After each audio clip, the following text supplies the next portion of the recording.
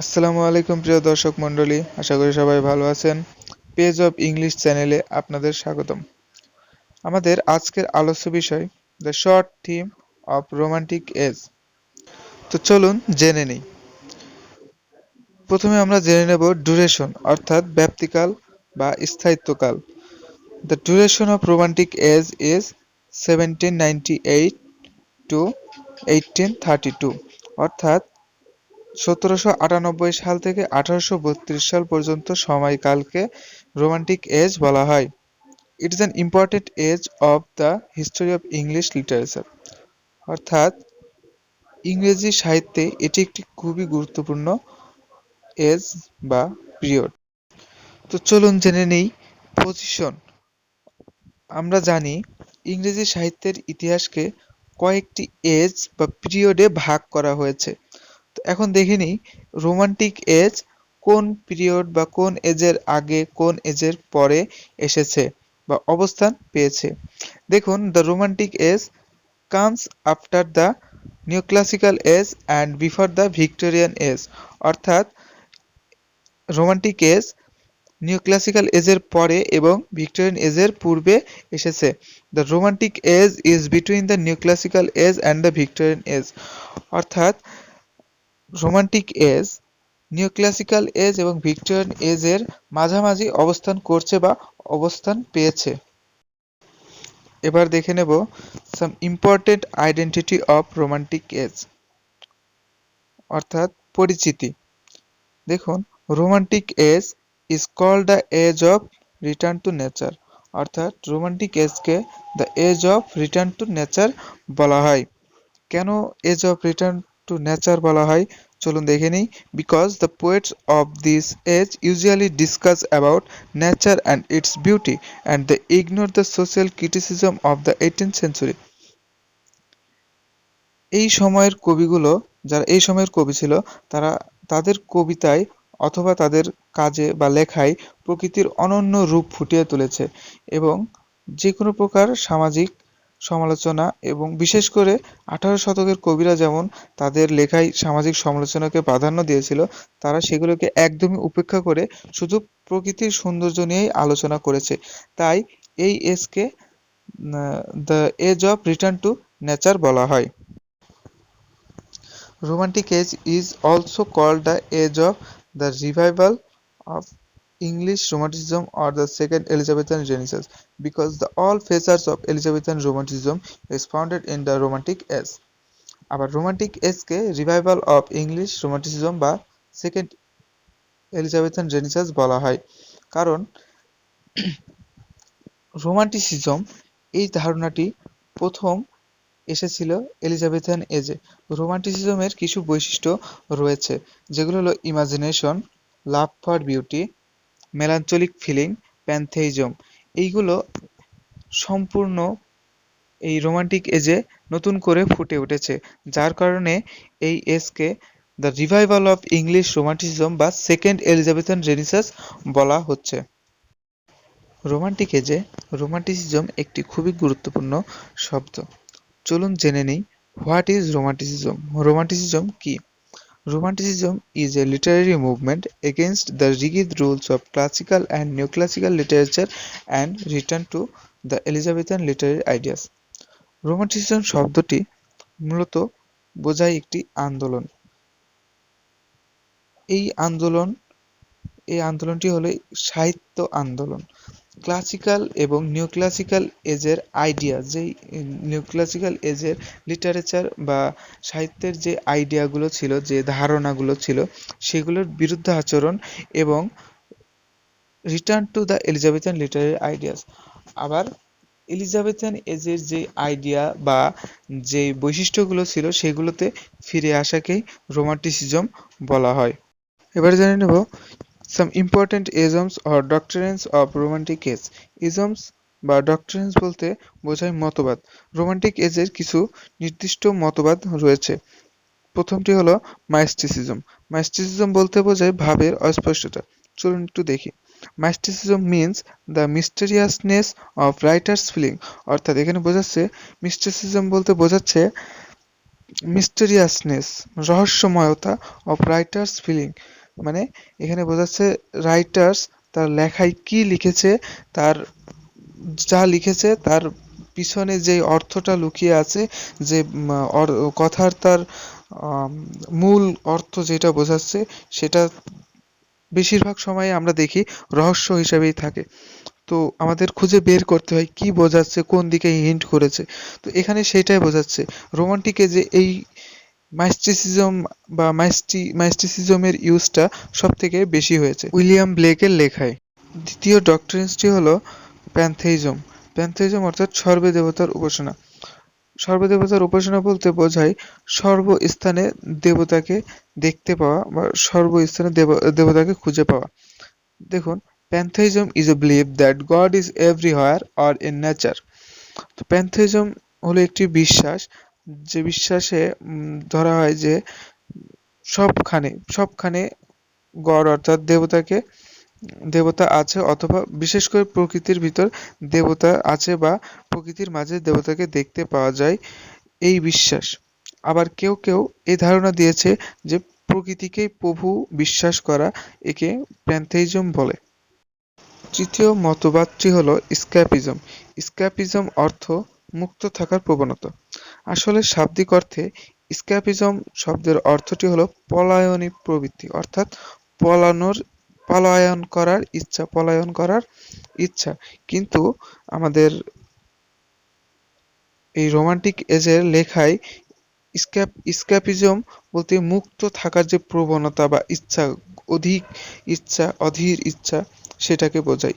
দেখুন, escapism means try to get right from any kind of binding or a concept of independent. তো এখানে কি বলছে? try to get right from any kind of binding. তো escapism বলতে বোঝাচ্ছে যে কোনো প্রকার বাধা, যে কোনো প্রকার নির্ভরশীলতা থেকে মুক্ত মুক্ত থাকার যে প্রবণতা বা যে ইচ্ছা, সেটা। আবার বলা হয়েছে or a concept of independent, অর্থাৎ স্বাধীন থাকার বা স্বাধীনতার ধারণা, স্বাধীন থাকার যে ধারণা, সেটাকে স্ক্যাপিজম বলা হয়েছে। চতুর্থ মতবাদটি হলো সুপারন্যাচারালিজম, অর্থাৎ অতিপ্রাকৃত শক্তির বিশ্বাস। অতিপ্রাকৃত অর্থাৎ অশুভ শক্তির বিশ্বাস। Supernaturalism is a concept that means belief in a supernatural power or the bad aspects of nature. Supernaturalism একটি ধারণা যেখানে বিশ্বাস করা হয় অশুভ শক্তিকে, or the bad aspect of nature, বা প্রকৃতির যে খারাপ দিকগুলো, অর্থাৎ প্রকৃতির অস্বাভাবিক রূপ, যেমন ঝড়, যেকোনো প্রকার দুর্যোগ, এগুলো হলো প্রকৃতির অস্বাভাবিক রূপ। এস.টি. কোলরিটজের লেখা the rime of the ancient mariner সুপারন্যাচারালিজমের একটি সুন্দর উদাহরণ। পঞ্চম মতবাদটি হলো লেরিসিজম। লেরিসিজম অর্থাৎ গীতিধর্মিতা। Lyricism means that rhyming the lines and make a tune depend on writer's imagination. লেখক লেখক যা ভাবছে, লেখকের যে কল্পনা, সে অনুযায়ী লেখাগুলোকে ছন্দময় করে যে সুর আনা হয়, তাকেই গীতিধর্মিতা বলে। ষষ্ঠ মতবাদটি হলো ইন্ডিভিজুয়ালিজম, অর্থাৎ আত্মকেন্দ্রিকতা। দেখুন, individualism is a concept which refers to being self-dependent or self-reliant. আত্মকেন্দ্রিকতা একটি ধারণা যার দ্বারা স্বাধীন বা নিজের উপর নির্ভরশীলতা বোঝায়। মূলত রোমান্টিক এজের লেখক যারা, তারা কোনোভাবে কারোর উপর নির্ভরশীল ছিল না। তারা নিজেরাই স্বয়ংসম্পূর্ণ ছিল বা আত্মকেন্দ্রিক ছিল। সেই আত্মকেন্দ্রিকতার ধারণা থেকেই মূলত ইন্ডিভিজুয়ালিজমের ধারণাটি এসেছে। একটু বলে রাখি, ইংরেজি সাহিত্যের ইতিহাসে প্রত্যেকটি এজ বা প্রত্যেকটি পিরিয়ডেরই কিছু মতবাদ রয়েছে, কিন্তু রোমান্টিক এজের মতবাদগুলো সকল প্রকার মতবাদ থেকে একদমই আলাদা এবং ভিন্ন ধরনের। এবার জেনে নেব রোমান্টিক এজের সকল বৈশিষ্ট্যগুলো। 1. Mysticism, 2. Pantheism, 3. Escapism, 4. Supernaturalism, 5.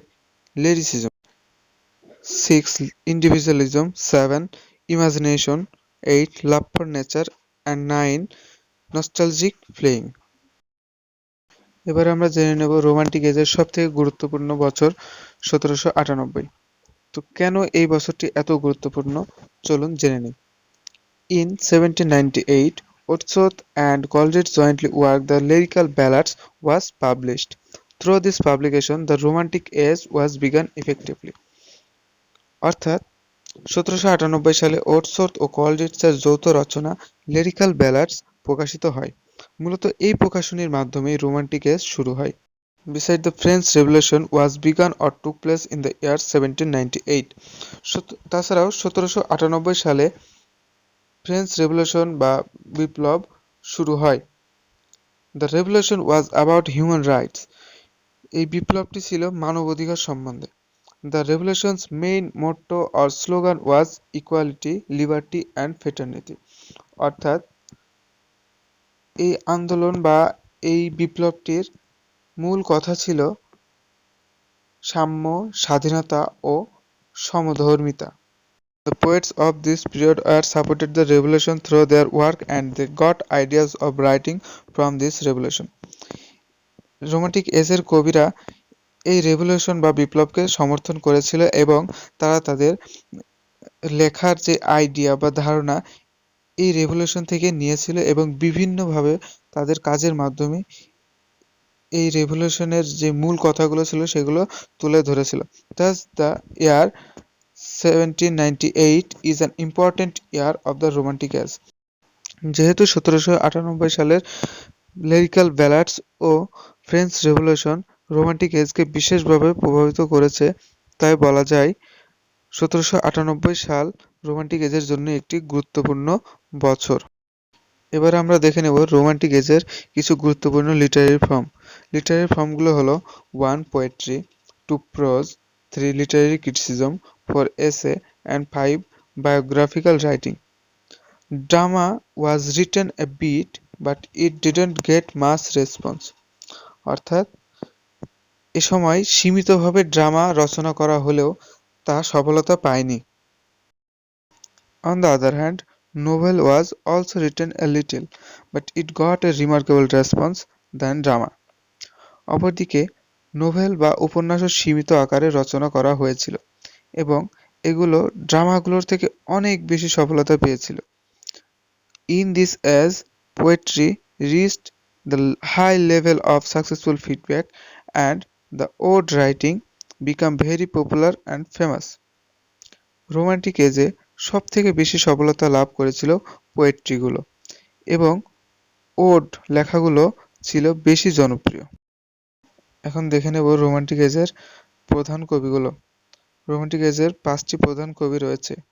1 William Wordsworth, 2 Samuel Taylor Coleridge, 3 George Gordon Lord Byron, 4 Percy Bysshe Shelley, 5 John Keats. Romantic এজের পোয়েটদের দুই ভাগে ভাগ করা হয়েছে।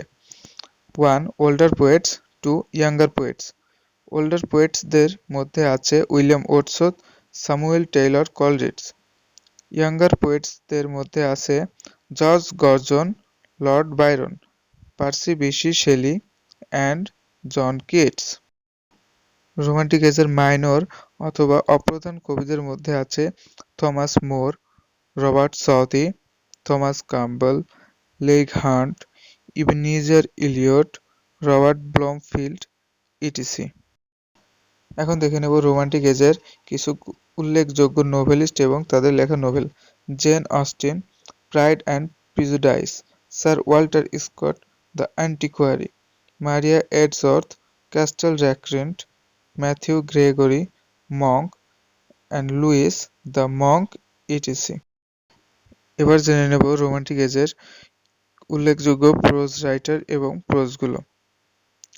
যেমন Charlie's lamb, A Tale of Rosamund Grey, Thomas De Quincey, An English Opium Eater, William Hazlitt, The Spirit of the Age, Leigh Hunt, Flora Domestica, etc. তো দর্শক, আমাদের আজকের আলোচনা এ পর্যন্ত শেষ করছি। ভিডিওটি থেকে উপকৃত হলে অবশ্যই লাইক করে সাপোর্ট দিন এবং কমেন্টে আপনার মতামত জানিয়ে দিন। নতুন আপডেট পেতে এখনই সাবস্ক্রাইব করে বেল বাটনটি অন করে দিন। মহামারীর এই সময় ঘরেই থাকুন, সুস্থ থাকুন। আল্লাহ হাফেজ।